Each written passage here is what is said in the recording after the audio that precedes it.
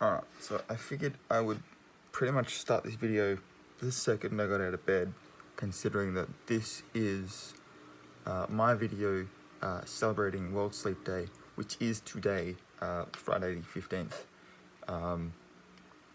So yeah, I'm going to be talking about sort of my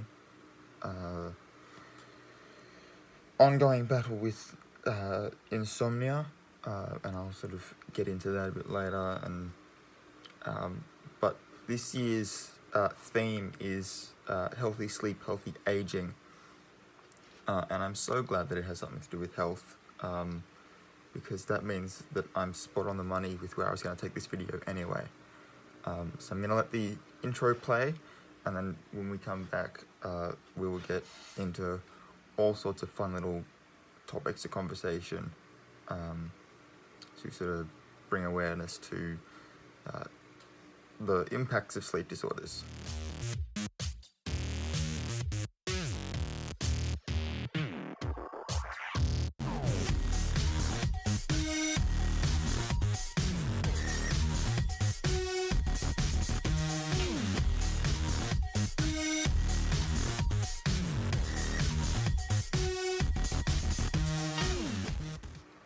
Alright, so I've just grabbed my notes and put my hair up, taken my medication and stuff for today, so we can get into this. I've got WebMD open on a page. I'll leave the link in the description for you guys. Basically, I'm going to sort of be running through the parts that are relevant to me. Can that header stop coming up? I just want to... Nope, it's going to keep being annoying. Alright, got it. So the first little paragraph says, if you've been diagnosed with clinical depression, you may be having trouble getting to sleep or staying asleep. There's a reason for that. There is a definite link between lack of sleep and depression. In fact, one of the common signs of depression is insomnia, or an inability to fall and stay asleep. Now,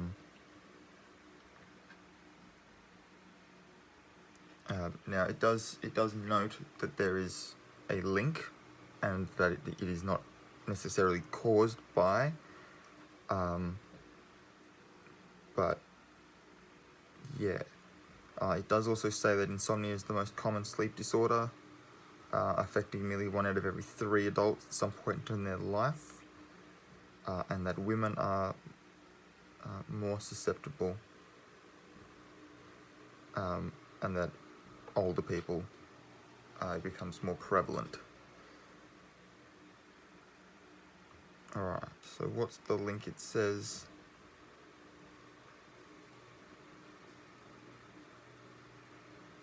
so an inability to sleep is one of the key signs of clinical depression. Another sign is sleeping too much or oversleeping. Having a sleep disorder does not in itself cause depression, but a lack of sleep does play a role. Lack of sleep caused by other medical illnesses or by personal problems can make depression worse. Don't we know it?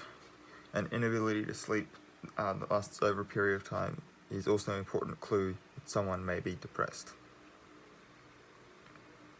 And that can come through the fact that depression pretty much derives you of all interest to do anything productive with your life, which is why I so consciously make the decisions to try and actually do things. The other 2 videos that I posted yesterday would have been up on their respective days, but my internet, for whatever reason, would not let me upload them. So that was a fun little thing that happened. But they're up now, so it's good. Why is sleep so important? It is a restorative state. so like your body heals itself when you're sleeping, sort of thing. Physical or emotional trauma and metabolic or other medical problems can trigger sleep disturbances. Poor sleep can lead to fatigue. With fatigue, you exercise less, and it leads to a decline in your fitness level. Eventually, you find yourself in a vicious cycle of inactivity and disturbed sleep, which both causes physical and mood-related symptoms, and therefore can progress to depression. Obviously, it doesn't necessarily. Insomnia is difficulty initiating or maintaining normal sleep. It can result in non-restorative sleep and interfere with or impair the way you function during the day. Insomnia is often characteristic of depression and other mental health disorders. With insomnia, you may sleep too little, have difficulty falling asleep, awaken frequently throughout the night, or be unable to get back to sleep.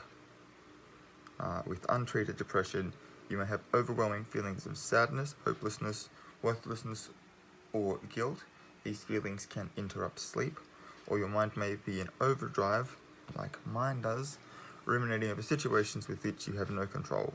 With that rumination comes high levels of anxiety, fears about poor sleep, low daytime activity levels, and a tendency to misperceive sleep. And if that last part is not me, then shoot me now.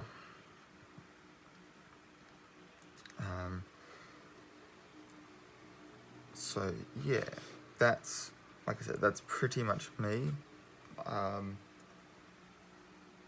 Because of like the way my brain works, what with writing stories and whatnot all day, and then being like on the go trying to like mentally calculate things when I'm at work, and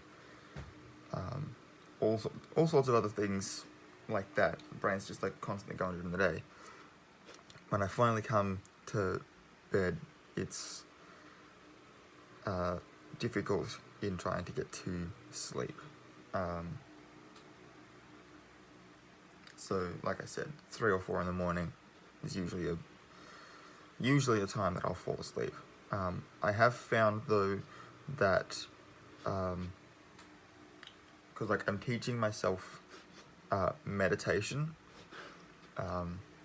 which is obviously like the ability to be able to like just clear your mind sort of thing. So I sort of do that at about 8 or 9 o'clock when I'm coming to bed, and then I'll hop into bed, I'll put something on Netflix, and I'll just let myself just sort of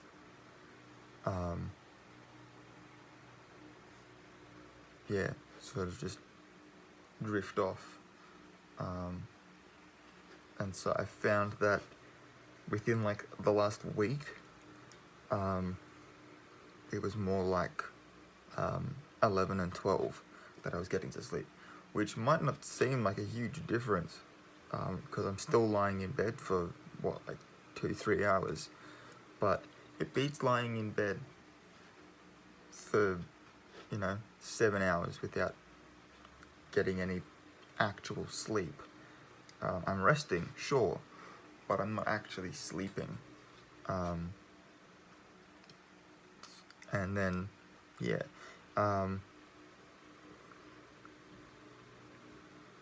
pretty much that entire last paragraph. So from like with untreated depression, you may have overwhelming feelings of sadness, etc. I do have moments where all of a sudden I'll just be overcome out of the blue with just this overwhelming feeling of like I don't know, disinterest, I guess. And by that I mean like I'm just disinterested in doing anything at all. So like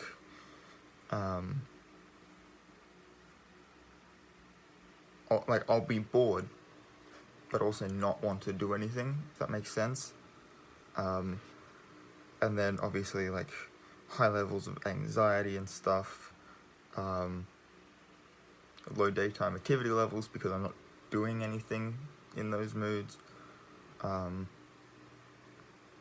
Yeah, so I have no doubt in my mind that my insomnia is directly linked to my mental state, and so by sort of trying to fix my mental state, I should then be able to sort of bring that back, be able to get a better night's sleep, and then be able to take that all into doing more activity and living a healthier life. But like, it's gonna be a long fix, and I can't just, yeah. Anyway, how are sleep disorders and depression treated? Question everyone wants to know. The treatment for clinical depression depends on how serious the mood disorder is. For instance, psychotherapy, which is just counseling, combined with medications like antidepressants, is highly effective in treating depression. The antidepressants work to decrease symptoms of sadness and hopelessness, while the psychotherapy helps improve coping skills and change negative attitudes and beliefs caused by depression. Talk therapy also works on coping skills to help you fall asleep more easily. Now, look, I'm not going to preach the go see a counsellor thing, because that doesn't work for me. It actually gives me more anxiety talking to, like paying someone to listen to my problems, because I feel like they don't care. Like, I'm paying you to listen, so your job is to listen right now. You know, like, you're listening, which is fine, but I also know that, you know, you're being paid for this. So, like, do you actually care? Whereas if I call my best friend at night and say, and you know, just like unload over the phone, they're still my friends the next day, so I know that they actually cared to listen, and that, you know, makes me feel therefore better about the fact that someone's actually listening, and I find that helps the psychotherapy work so much better, which is why I'm really happy that I have like 2 or 3 really good friends that I'm able to just at the drop of a hat be like, hey, can I call? So that's, yeah. So like, whether that for you is a friend, a family member, you know, what have you, yeah, definitely if you're feeling depressed or anxious about something, definitely talk to someone. I'm obviously not saying don't talk to people, but like, at the same time, therapy may not be what it is you need. Like counseling may not be what it is you need. It may just be that you need someone to listen. And if that's the case, leave me a comment, because I will respond to it like as soon as I see the comment, and then we can talk, and I will listen to you guys. I don't care. On the next part, it says which medications help sleep disorders and depression, but I don't really care about medications. It then tells us which sleeping pills or hypnotics are most effective. Are there other sleep tips that can help depression? Here are some lifestyle tips that, in combination with antidepressants, etc., may help improve sleep and resolve insomnia. That's another thing as well. I'm not so big on the let's medicate everybody for everything sort of thing. Like, there's got to be some other way of fixing the issue other than let's, you know, turn down this receptor. But yeah, definitely like a lifestyle change could be, could be a good thing. Particularly, like, obviously, if you're doing a lifestyle change for the better, I don't see anything bad coming from that. You know what I mean? And if you get anxiety about doing new things and trying new things, and you're there like, oh, a lifestyle change sounds like this massive thing, don't do it all at once.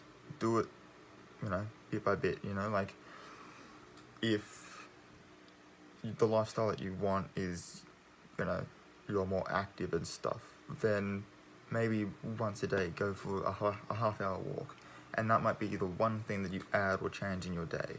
Instead of watching that episode of the TV show or whatever, you get up and you go for a walk instead. And it might be that one thing that you change, and you leave it like that for 2 or 3 months, and then you step it up another notch. Because, obviously, I'm not trying to be like, go and just change your lifestyle for the better all at once sort of thing, especially if that's going to just set off your anxiety, because it's not going to work, it's not going to be effective. Anyway, the tips that it has on WebMD: meditation, listening to soft music or reading a book before bedtime can help increase relaxation while focusing your thoughts on neutral or pleasant topics. And that's at the point where I am. Like I said, we're changing one point at a time sort of thing. I literally just stated that I meditate before bed, but then I watch TV. Whereas here, what it's saying is if I meditate and then, read a book instead, that will sort of increase the levels of relaxation that I can reach, and should therefore allow me to get to sleep at the time I want to get to sleep. Because, as I said at the beginning of the video, I don't have an issue with waking up throughout the night. It's getting to sleep that's the problem. The next one says, clear your head of concerns by writing a list of activities that need to be completed the next day. Then tell yourself you will think about it tomorrow. I've got an app called Streaks. I did have to pay for it. I think it was only like $7 on the App Store. But it allows me to have a list of up to 12 things that I can sort of set reminders for myself. You have ones that are sort of like a one and done kind of deal, and you can increase how many times they have to be done throughout the day. So if, eating like a healthy meal is something that you're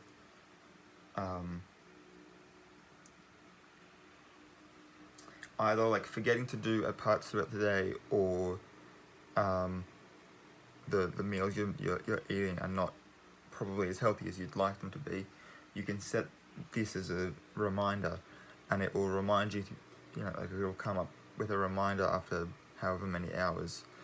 And I haven't fully figured out how to fully customize it, but it basically will give you a reminder of when to go and eat, or go and take your medication, or whatever. You can have timed ones. So like I have one that I've literally called limit screen time, and I've set it at an hour, so that I have an hour for playing video games, and I've allowed myself 1 hour throughout the day to play video games,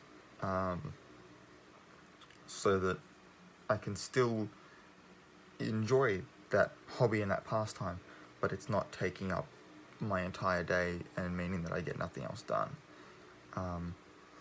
So I have found, and that resets itself automatically at midnight for each day. So I found that actually helps a lot, particularly when I go, okay, yep, cool. And then for things like doing house chores and stuff throughout the day, I've sort of set each day has a different chore that I do. And simply to make it easier to remember just in my brain, I have them sort of be illiterate with the day itself. So today's Friday, so I'll go and like sweep and mop the floors, because floor and Friday both start with an F. So like, did washing on Wednesday or that sort of thing. So yeah, I find that helps a lot. It means that I'm actually getting stuff done throughout the day, and I don't really so much have to worry about, well, what am I going to do tomorrow? The only thing left really is to be in a physical location where the friends that I have actually want to hang out. That's my life. Moving on to the next point. Get regular exercise, but no later than a few hours before bedtime. Daily exercise, including stretching and conditioning exercises, can help facilitate sleep and relieve the associated anxiety many people have about staying asleep. So with that one,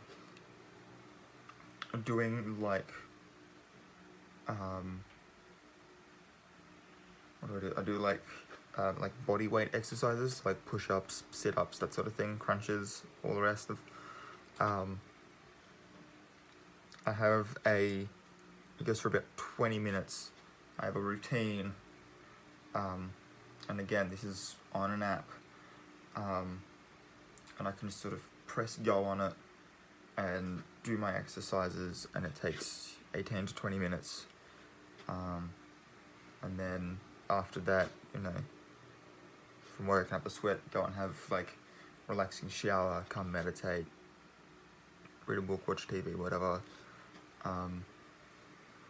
Because literally my lifestyle change has been, let's try anything and everything that's going to help us fix sleep.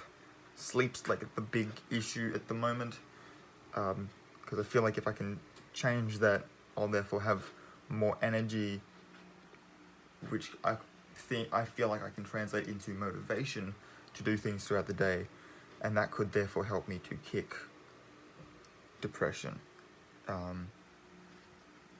for good, hopefully.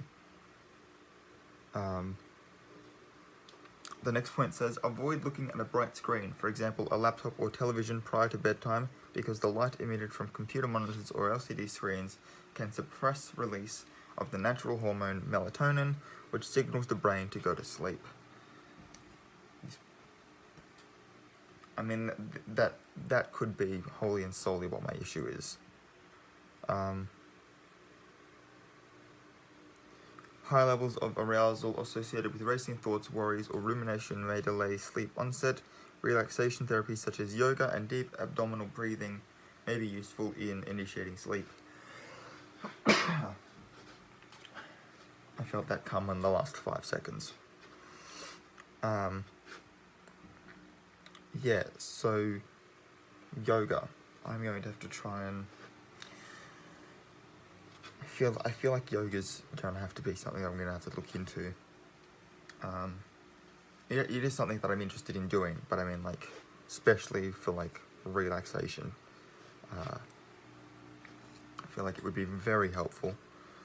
Don't use caffeine, alcohol, or nicotine in the evening. Check the ingredients in any over-the-counter or prescription medications to see if sleeplessness is indicated as a symptom. Some medications, such as headache medicines, contain caffeine, which cause poor sleep. Basically, what this is saying is, like, after a certain point, you shouldn't be drinking alcohol, having a cigarette, or drinking coffee. Because they obviously are psychoactive drugs. They have different, obviously very different effects on your brain. But yeah, the workout program that I'm on actually states that having caffeine in the morning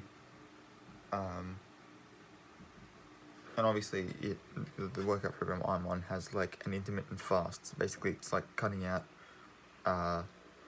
breakfast and being like, it's not really the most important meal of the day. And you can sort of get around hunger cravings if you do these things. Caffeine's one of the things that he says, or it says, works. And then after you sort of start eating for the day and break your fast, workout program, as far as its diet is concerned, basically cuts off having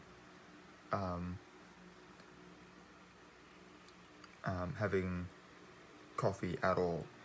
And I rarely drank.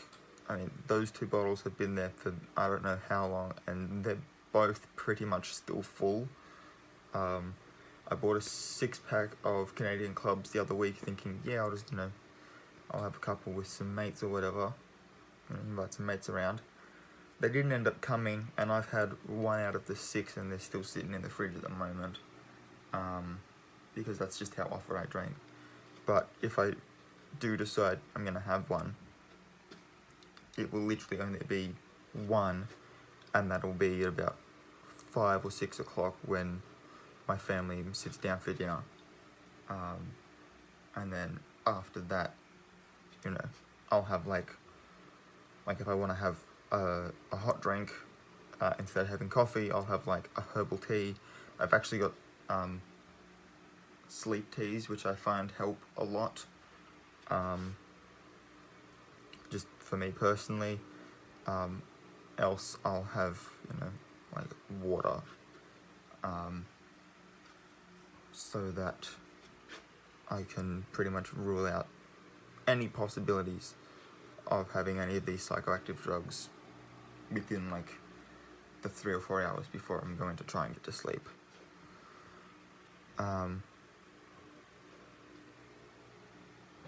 It says, don't lie in bed tossing and turning.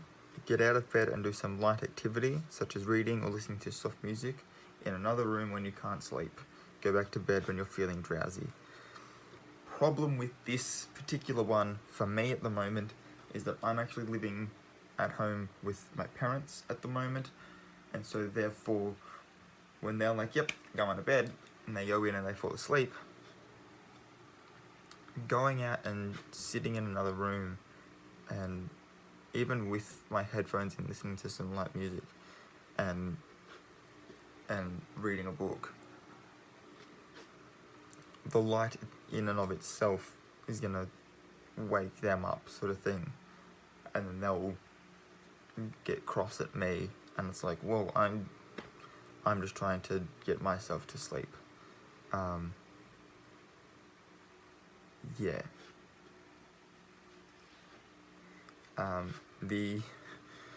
Alright, we're gonna go there with the next one. It says, use the bed only for sleeping and sex.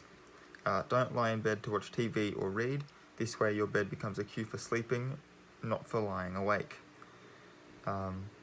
Take a warm shower right before bedtime to increase deep sleep as your body cools. Actually, that's another thing. I found that taking, I'm not going to say cold showers, because that indicates that I'm only using cold water, but cooler showers in the morning helps to not only wake my body up, sort of from a little bit of shock value, but also helps me to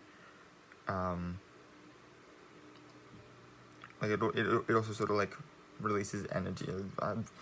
I'm sure there's studies out there somewhere that are gonna word this a lot better, because it's been a while since I actually looked at the thing.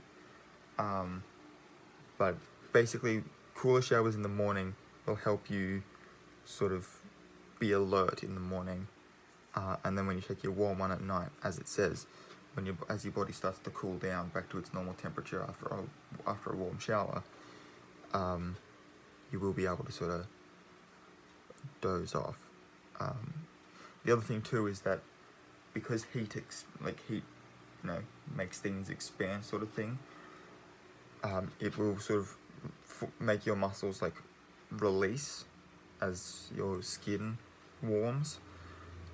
So therefore your muscles relax from the warm water, and then you're gonna go lie in bed with all these relaxed muscles, and then your body's gonna start to cool down. And keep your bedroom at a cool temperature. I have 2 windows. They are both always at least halfway open, to allow a cross breeze. The good part is, for this window, it's actually that part over there. That's the bit that's open, and then on this side, it's the part closer to where I'm, like the wall that I'm filming on. So the cross breeze is diagonal across my room. I've then got the fan on the one setting when I'm in here, just to promote wind, like airflow. I've then got another fan for when I'm sleeping, just like a little pedestal fan in the corner there on the oscillating thing, to help sort of promote a full airflow to help keep my room cool. Because if I close those windows and turn the fans off, I can guarantee within about 2 minutes this room is hot as shit. Another tip, it says, is wear earplugs and a sleep mask if noise and light bother your sleep. I've been interested in getting a sleep mask anyway, but I'm pretty sure if I was wearing earplugs when trying to sleep, that it would just... Nope. Get blackout shades for your bedroom to keep outside lights from bothering you. I mean, I'm trying to get myself into the routine of waking up at least 7 or 8 o'clock in the morning. So I kind of need the sunlight to, at a certain point, start waking me up. But at the same time, like at night time, I'm at the very back of the house, so street lights aren't keeping me up. But if that was an issue, of course, I'd go and get some blackout shades.